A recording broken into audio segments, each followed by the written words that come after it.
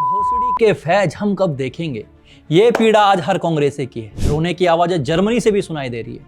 Neutral दिखने का ढोंग पीटने वाला कांग्रेस का पालतू ध्रुव राठी इस कदर पकला गया है कि कुछ भी लिखे जा रहा है।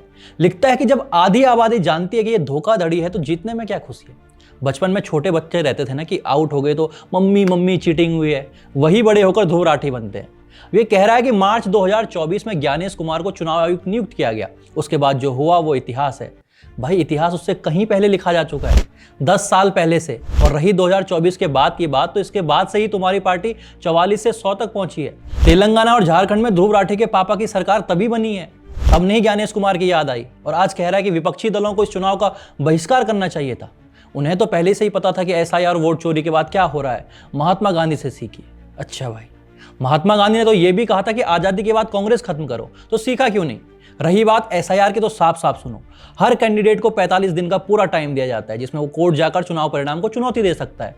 और इन 45 दिनों में चुनाव आयोग सारे रिकॉर्ड सुरक्षित रखता है। इन्हें जांचने का अधिकार कोर्ट के पास होता है और जरूरत पड़े तो कोर्ट रिकाउंटिंग से लेकर रिपोल तक आदेश दे सकता है। लेकिन कोर्ट जाए कौन भाई, जब सोशल मीडिया पर जर्मनी से बैठकर वोट चोरी चिल्ला सकते हैं तो कोर्ट कौन जाए।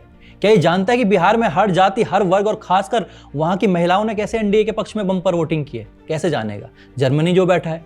दरअसल ये लोग फ्रस्ट्रेट हो चुके हैं कि भाई महाराष्ट्र में सब कुछ करके देख लिया, हरियाणा चुनाव में भी प्रोपोगंडा कर लिया, दिल्ली चुनाव भी हार गए, अब बिहार में भी उम्मीद थी लेकिन यहां भी नहीं हो पा रहा है। क्यों भाई, क्यों?